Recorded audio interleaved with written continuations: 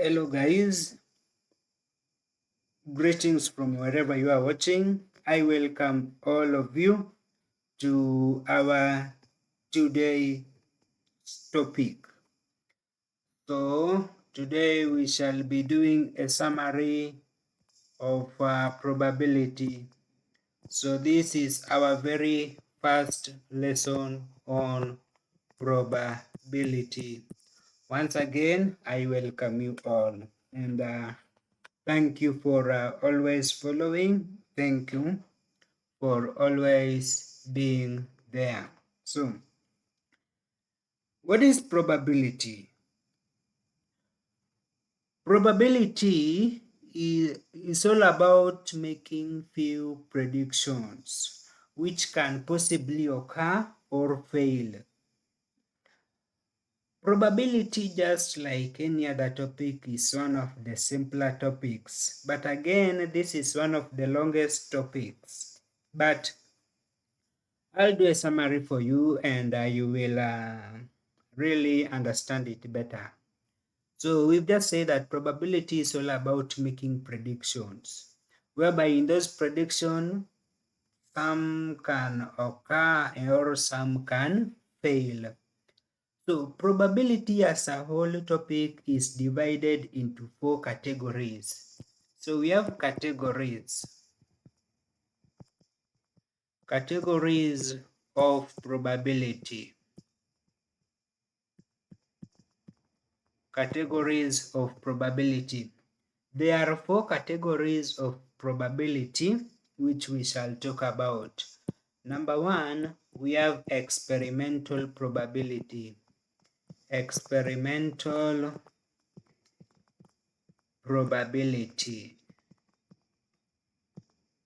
Number two, we have theoretical probability. Theoretical probability. Number 3, we have combined probability. And combined probability is the same as combined event. Combined events. Probability or events. Then number 4, we have conditional probability. Conditional probability. Now, let us start with the number 1 and discuss all of them. But for now, let's begin with number 1. That is experimental probability. Experimental.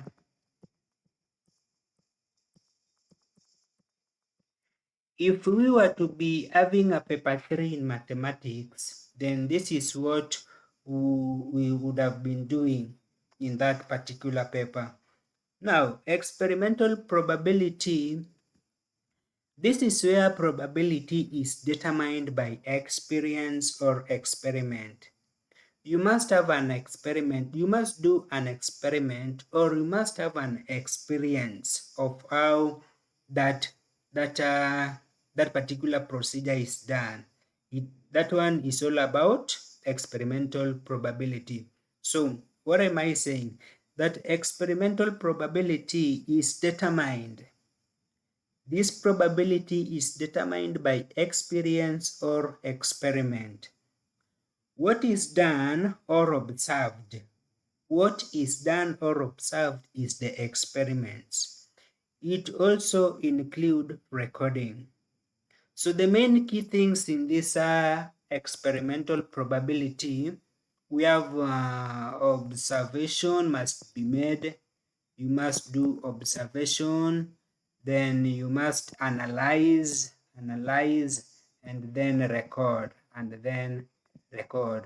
But that one is never done. But just have the knowledge that what is experimental probability? It is all determined by experience or experiment. So that is under experimental probability. Number 2, our number 2 was a theoretical probability. Theoretical theoretical probability.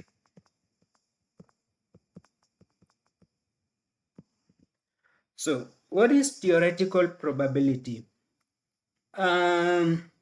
This is where events can be calculated. This is where events can be calculated without necessarily using any past experience or doing any experiment. I'm saying that theoretical probability is where events can be calculated without necessarily using any past experience or doing any experiment. Okay, guys, that is under theoretical probability. That is under theoretical probability. It does not require any experience or require you to do any experiment. Number three. Remember, I'm just letting you know that what kind of experimental probability is, what kind of theoretical probability is, so that you may not ask question, what is theoretical probability? But these are things you can just know and understand. So we have combined. Number three, we have combined probability stroke event. Combined probability stroke events. Now, combined probability stroke event, this is a combination, just from the word combined probability. Now, this is a combination of both experimental and theoretical probability. You'll find a question that carries both theoretical and experimental probability. Now, that type of probability that combines those two, which is experimental and theoretical, is what we refer to as combined probability. Combined probability.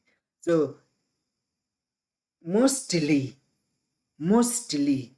we shall only discuss, but let me finish with the number 4.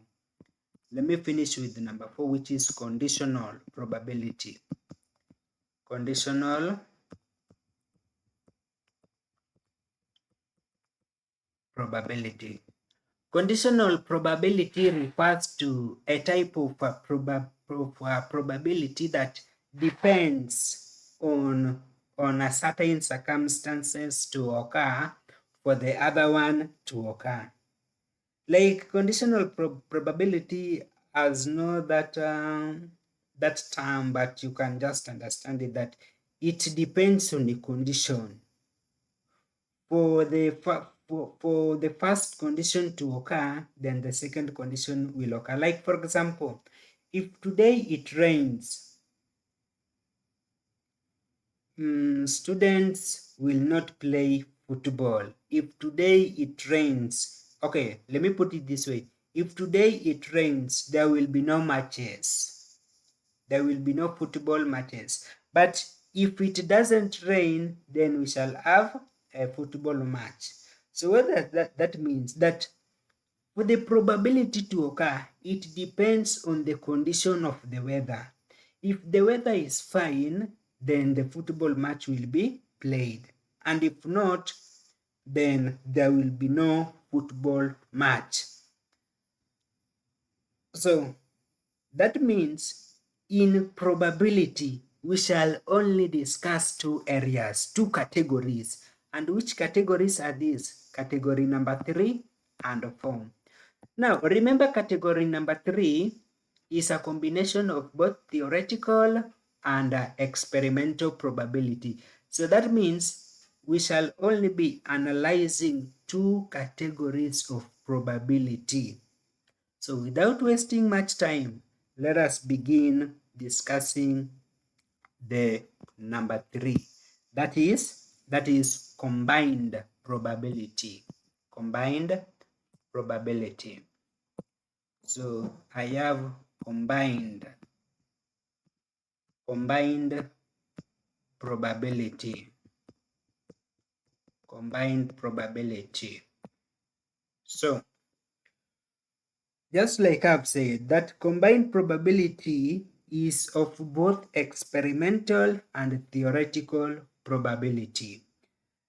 Combined probability is divided into two parts. Again, this area, this combined probability, it is divided into two parts. So, or let me talk of categories.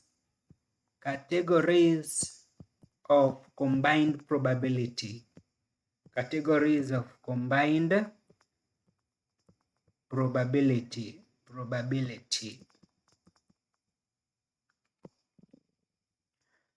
Number one, we have something called mutually exclusive events.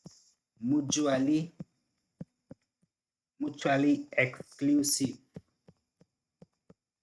exclusive events or event. Number two, we have independent event. So these are the categories of combined probability. So let's begin by number one. Let us check number one. What is mutually exclusive event? Mutually exclusive event, which is normally abbreviated as MEV. MEV in some cases, but not that much. MEV. That is mutually exclusive event. Now, what is this? This is where the occurrence of one excludes the occurrence of the other. In other terms, this is the probability of either event A will occur or event B will occur. That means if one occurs, the other one does not occur. A good example I can use there is that of a coin. If you toss a coin, if you flip a coin, you will either get the head or the tail.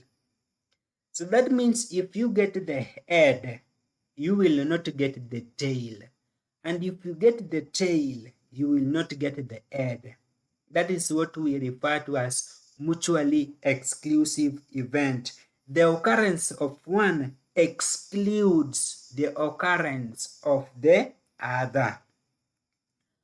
So, how will I know that this type of a question under combined probability is a mutually exclusive event? How will I know? If you see the word or, this one is a mutually exclusive event. This one is a mutually exclusive event. Number two, category number two of combined, or category number two of combined event. That is independent event. Independent event.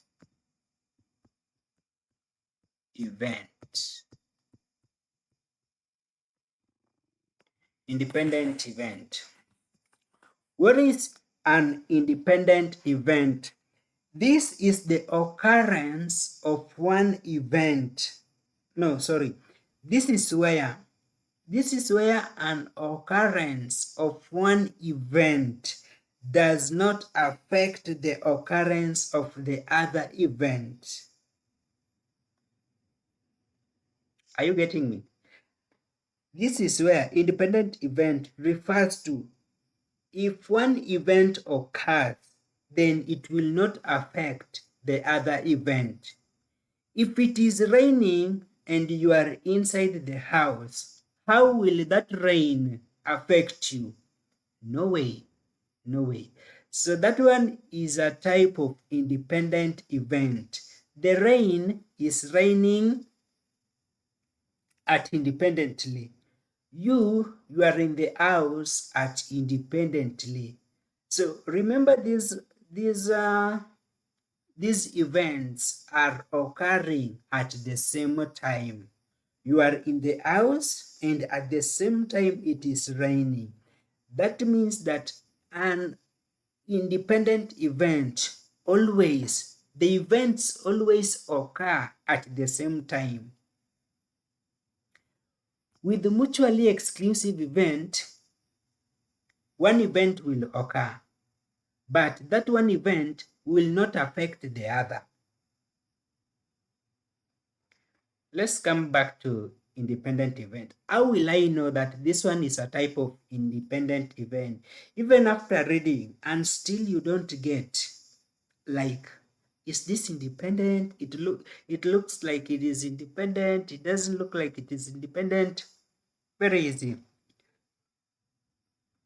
If you see the word and, if you see the word and anywhere, then that type of a question is an independent event.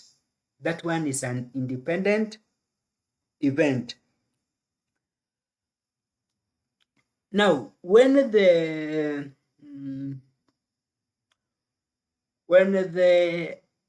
events occurs at the same time, when events occurs at the same time, like probability of A and B are occurring at the same time, then for you to get the probability of that event,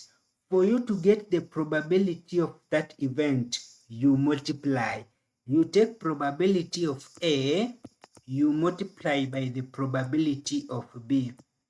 Let me take you back a little. There's something I forgot to tell you here. Here. Remember, with the mutually exclusive event, it is one event occurring. But yeah, it is one event occurring. And when it is one event occurring, it is either, I don't know how to term it, but it is not affecting the other one if the first event occurs.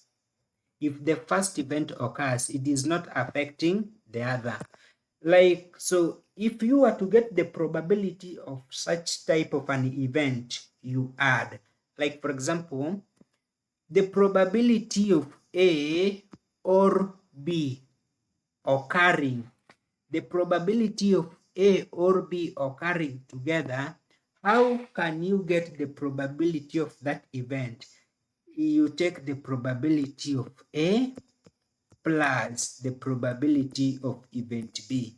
So that means under MEV, that is mutually exclusive event, we will always add the probabilities or the events. We will always add the event. When it comes to independent event, we will always multiply. Guys, remember when I'm talking about independent and mutually exclusive event, those things are under combined probability. And I'm also covering theoretical together with what? Experimental probability. I'm covering 3 in 1. So make sure you really struggle to understand. Make sure you struggle to understand. Ni sawa basi. So we have number 2, independent event. Yeah, we've talked of those. So we are up to that point, and I think we can move to something else. I'll do it better when it comes to the questions, but for now I am doing a summary of part 1. Remember, this is just a summary. I am not like, okay, I'm doing a summary under important parts that I myself know. So, but even still, if you have a question, you can have it in the comment section there. I'll go through them. So, as a student, you as a student learning or trying to solve questions on probability, don't be fond of always making sample space even if the question doesn't require a sample space. The kind of sample space I am talking about is a tree diagram, number one, and number two is a table diagram. There are only two types of sample space when it comes to probability. Only two. Kama kuna ingine we can share, but I only know of two. That is the tree diagram and the table diagram. If the question does not require you to draw a sample space, but you've been asked a question, try to answer the question without drawing a sample space. There's a reason why I'm telling you this. As a learner, you have to do a lot of questions. You have to expose yourself to more questions so that you be familiar with the topic. Because I tell you, the probability I know is not the same probability that you know. Any question about probability, before attempting it, ask yourself, which type of probability am I dealing with? If you're in a position to understand that this one is a combined probability, this one is a conditional probability, and if it is a combined probability, it is under which area? Is it under experimental theoretical? And if it is under combined probability, is it under independent probability or what? Or mutually exclusive probability? I'm telling you, if you can know which type of a question the probability comes from, you will have no problem when it comes to solving questions in probability. I tell you for sure, different probabilities have got different sample space. What do I mean? The sample space of conditional probability will be different from the sample space of a combined probability. They will be different. So if you know all the types of probability, making a right sample space for the question you've been given will be much more easier on your side. And that is why I told you, don't be fond of always making a sample space, even if the question doesn't require a sample space, because you might not be in a position to understand which type of probability are you working with, or which type of probability are you dealing with. And once you make the wrong sample space, then even the question itself, you won't be given the right marks. Even 1 mark, you will be denied just because of the sample space. But attempting the question without a sample space in a question that doesn't require you to get a sample space, then you can at least get 1 mark in that particular question, even if your working is wrong. Let's go to another part. Let's take on another part. Questions like, remember I'm doing a summary, and you'll come across, or maybe if you've done the topic, you've came across such things that I'm talking about. Now, questions like bag containing marbles or balls of different colors. Some of those type of questions at all doesn't require a sample space. Don't forget, I know you might lose the network, but don't forget that the kind of sample space I'm talking about here is a tree diagram or a table space. Okay, let us check on another thing again. Now, understand probability deeply. Probability is all about imagining.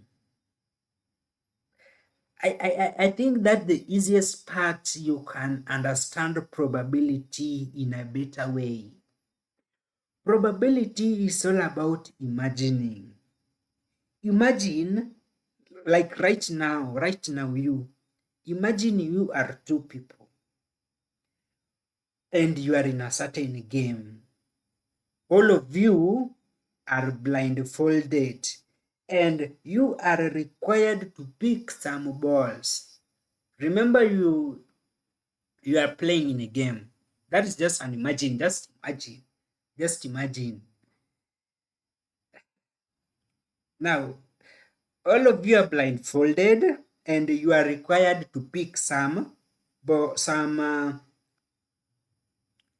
color of balls, or balls of the same colors or balls of different colors, whatever it is. Do you think all of you will pick the same color of balls? Do you think all of you will pick the same color of balls? Like, for example, if all of you are blindfolded and you are being told that go and pick some marbles of balls which are placed just in front of you, but your eyes are blindfolded and you've been directed where that bag is, what they only need is for you, the two of you, to pick balls. Now I'm asking, do you think all of you will pick the same color of balls? Sometimes it can be a yes, perhaps yes or no, perhaps yes or no. And that is about probability. Whatever you are doing is probability. But you have to know this. We are learning. We are learning. All of you, the two of you, will pick different colors. I'm sure of that. Baby, if I tell you guys, there's a way you are seeing through. There's a way you've been blindfolded with a what? With an item that is not opaque, that you can see through. You must pick different types of balls and of different colors. Remember, we are just studying. For the sake of studying, you must pick different balls of different colors. For the sake of studying, you guys must pick different balls of different colors. You must make an assumption to avoid reality. It is true that in some cases, in reality, you can pick the balls of the same colors, yet you are still blindfolded. I understand, but for the sake of studying, let us put it that you must pick balls of different colors. Having that, what I was just trying to tell you is that probability is all about imagining. You've been given a question. Imagine, like try to imagine you are the one inside that question. And probability, I tell you for sure, probability will not be difficult. Just imagine you are in that particular question. You yourself, you are participating in that particular question, in that particular paper, those particular writings that are there. Just imagine you are the one in that event. And I tell you for sure, probability will not be difficult for you. So let's check on another thing again. Let us discuss something to do with the table diagram. let us discuss something to do with the table diagram.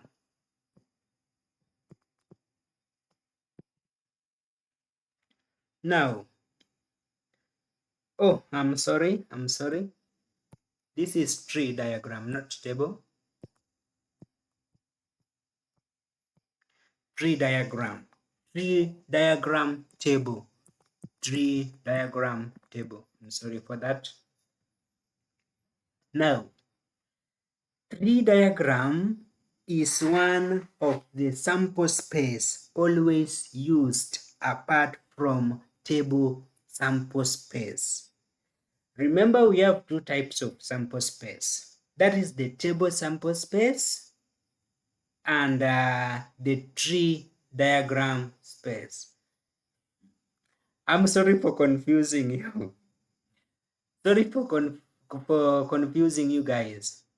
This is a tree diagram sample space. I'm sorry for that.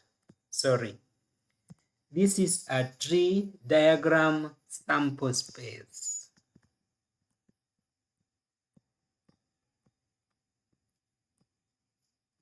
Sorry for that. Sorry. Now, what I'm saying that tree diagram is one of the sample space always used apart from table sample space. Note, listen, this is a note, and I want you to write it down. Stroke the NB. I want you to write it down. I'll just read it. Note or NB. Not in all cases you will be needed to only provide a tree diagram as your sample space. Some questions have got table space as the accurate sample space needed. Should I repeat? I'm saying that not in all cases you will be needed to only provide a tree diagram as your sample space. Some questions have got table space as the accurate sample space needed. That means in some questions only the table space is accurate in that part. So if you started drawing a tree, then you are out of the point. Because there are some questions, yes, they will be tree diagram, but we are coming to that point. There's something I need to say there. So leaving this note, let's check on something. There are two types of tree diagram based on the type of probability. And that one I remember telling you earlier, that there are two types of tree diagram. Remember, don't get confused. We have two types of sample space. Sample space number one is a tree diagram. Sample space number two is a table space. So under tree diagram, there are two types of tree diagrams based on the type of probability. And that one I told you that you must be in a position to read a question and understand and know that this type of question is this type of probability. It is this category of probability. It can be combined probability. It can be conditional probability. And if it is conditional probability, is it under mutually or independent event? You must know how to deal with that part. As I have already told you, that the act of drawing a tree diagram or table space is one individual's test. The act of drawing a tree diagram or a table space is your decision. That is your decision. You don't have to draw a tree diagram if the question does not specify you to do so. I tell you, you will get confused and mess up all your workings. If you intend to draw a tree diagram when you are not asked to, you will mess up all your working if you intend to draw a tree diagram when you are not asked to do so. Leave that part. Hiyo nishasema. Always be very careful and keen of two words. Always be very careful and very keen of two words in questions of probability. Whenever you are reading a question, let your eyes look for these two terms, and or. If you see these two terms, then have it in your mind that this one is which type of probability? Independent. This is which type of probability? Mutually exclusive. So if it is an independent probability, then how do I go about it? So the probability of event A and B, by the way, someone could be asking, why am I using A and B? What does A and B represent? A and B are just unknown, like using x, y, x plus y, z plus what, A plus B. So the same applies in this case. These A's and B I'm using, they're just formula. They're only unknown that are directing one to a formula. So if it is and, that means probability of A and B occurring together is given by probability of A multiplied by probability of B. Remember, we multiply. When the word or is used, probability of A or B, then we add probability of A plus probability of B. Okay. Let's check on something else again. Let us check reading of probability. So this what I want us to discuss here. Reading of probability. Did you know that probability, there's a way it is being read?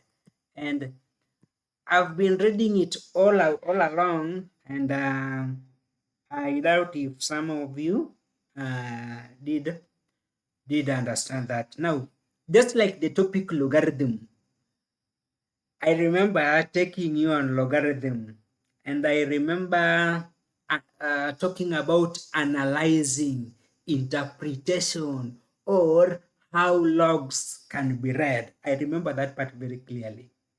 I remember taking you on that part of logarithm very deeply on how one can read logarithm.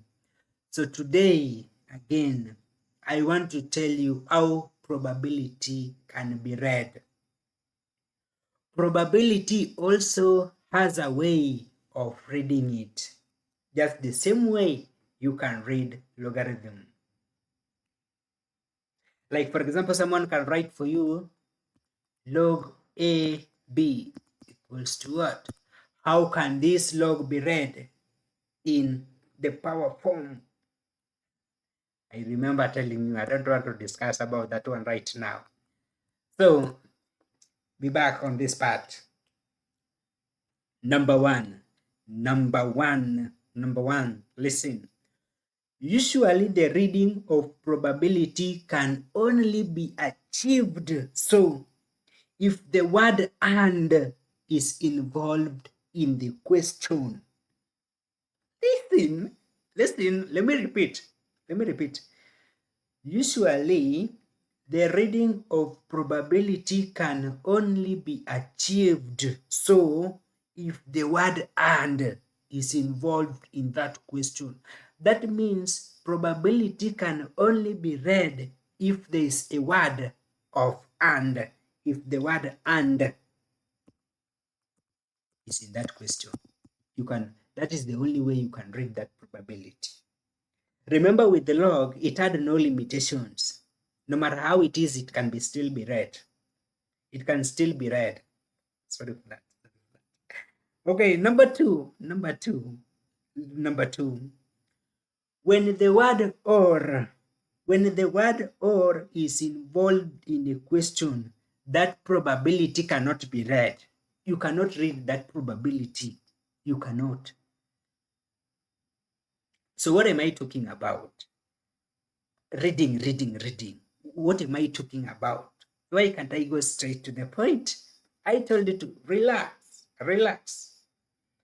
So let us have this. Let us have this format. Probability of A and B. Let us have this format.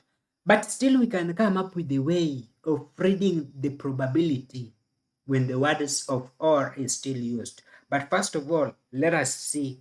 Let me use this format to explain what I'm talking about. This format of probability, the one I've just written here, P of A into A and B, this format of probability means that event A will happen fast. I mean fast, not that fast or fast and furious. This format of probability of A and B, means that event A will happen first, then event B will follow, which will occur last. That means event A will occur first, then event B will occur last. So that means probability of A and B is not equal to, I hope you know that symbol, is not equal to probability of B and A. These things are not different than, sorry. These things are not the same. They are not the same. Probability of A and B is not the same as probability of B and A. Why? In this other first part, let this be second part. In this first part, event A will first occur, then event B will occur last. But in this second part, event B will first occur, then event A will last occur. So that is how you can read probability. Are we okay up to that point? Great, guys. Great.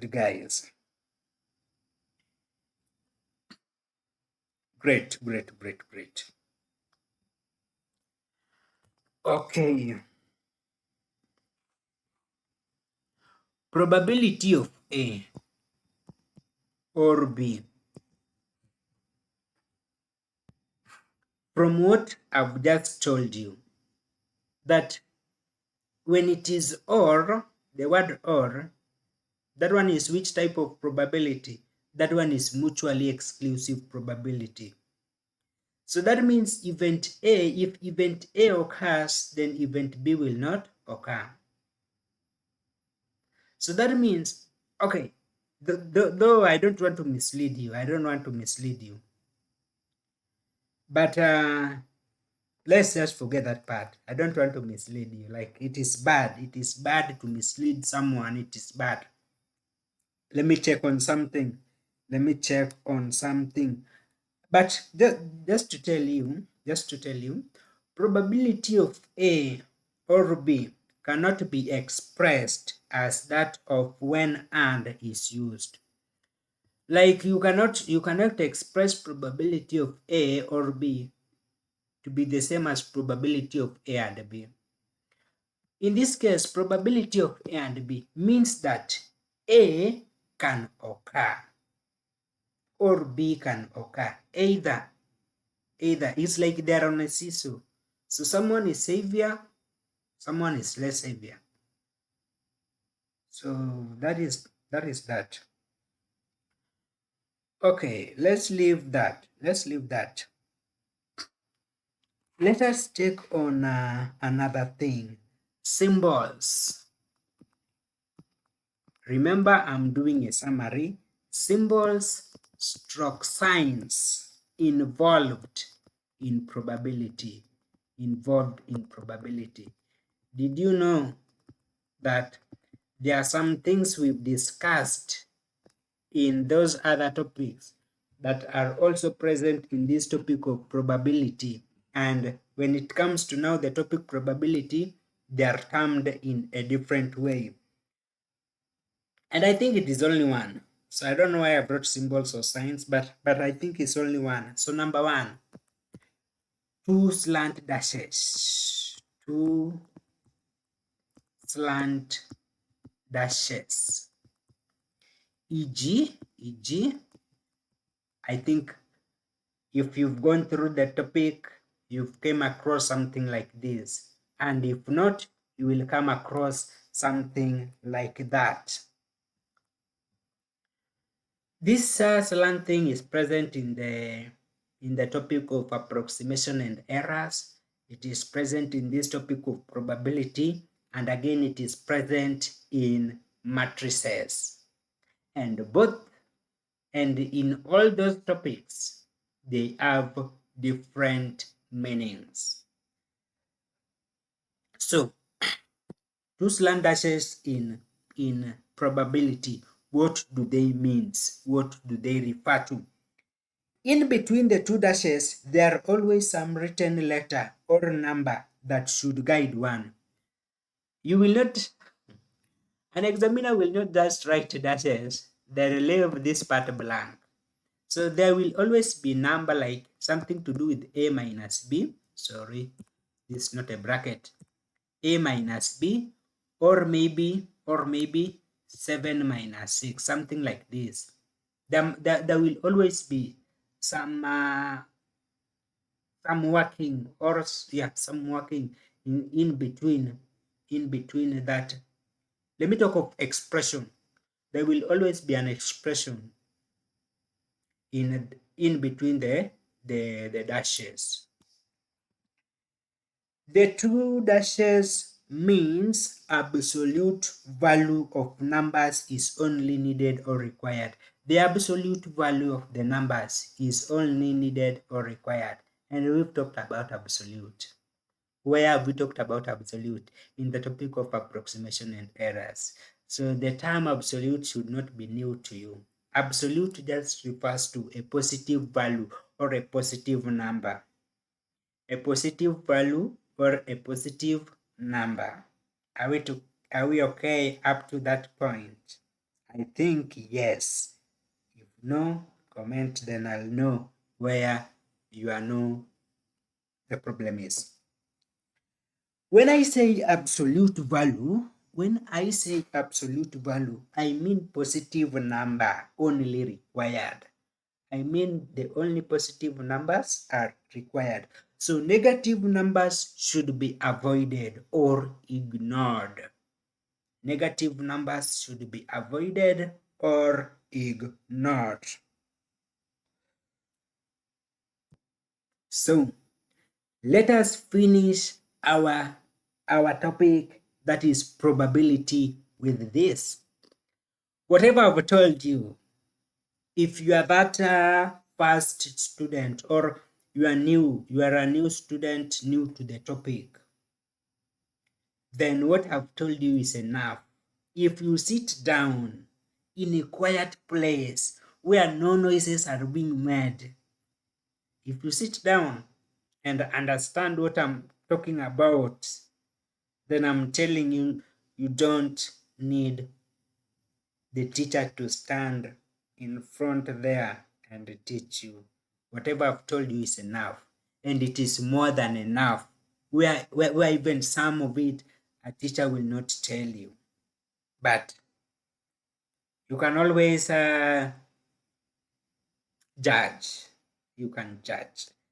So let us look on the last part. Remember, I told you that there are two types of tree diagram depending on the type of what? Of probability. And I told you that mostly, in most occasions, you will be dealing with the combined. Let me write it well.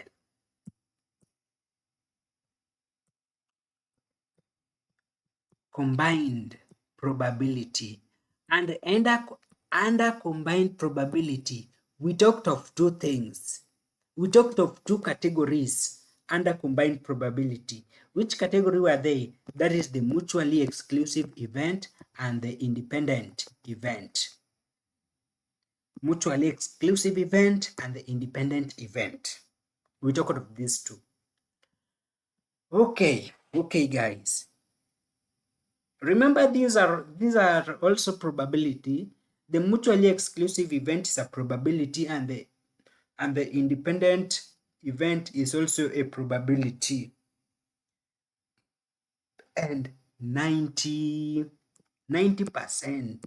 of the question you'll come through or you'll come to interact with will always be combined probability. If the question is not conditional probability, then I want to assure you that question will always be combined probability. Asewacho. So, sample space for independent event, sample space, or the tree diagram, sample space for independent event. This is how it will always be drawn for independent event. That is in bracket the tree diagram. Remember, there is no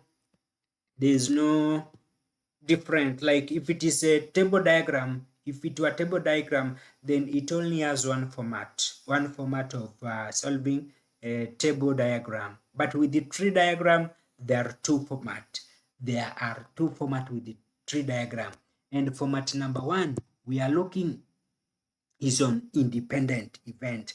And I've already told you, how do I know that this one is an independent event? Just check use of the word and, then you'll be good to go. So let's check on this type or the format of the particular or the tree diagram, how the tree diagram for a independent event always looks like. This is always, it will always look like. So we have x, y, x, y, x, y. Then we have this A, we have this B. I know to this point you may still not have that much idea of what I'm talking about. But if you try the question, if you've tried the question, like, you can be having an idea of what I'm trying to tell you. But we will still do more revision, and I may not want you to miss that revision, because it is in that revision that we will discuss all of these things more detailed. That is, this is how it is drawn. It always have a dotted line across it, that way. By an examiner just seeing this, the examiner will understand this one is a sharp student. This student knows what he or she is doing. Why? Because an examiner seeing this, the type of question is an independent. An examiner seeing this is like, wow, this student knows whatever he or she is doing. And remember where A's and B are written. Look at where A's and B are written. Remember A and B, these only stands for unknown. They are not really there. Let us look at a sample space. A sample space for mutually exclusive event. Let us look at a sample space for mutually exclusive event. In bracket, that is the tree diagram. The tree diagram. Remember, it is the tree diagram that we're discussing about. So how will it always look like? If I have my A, then here will be B. If I have here A, and here will be B.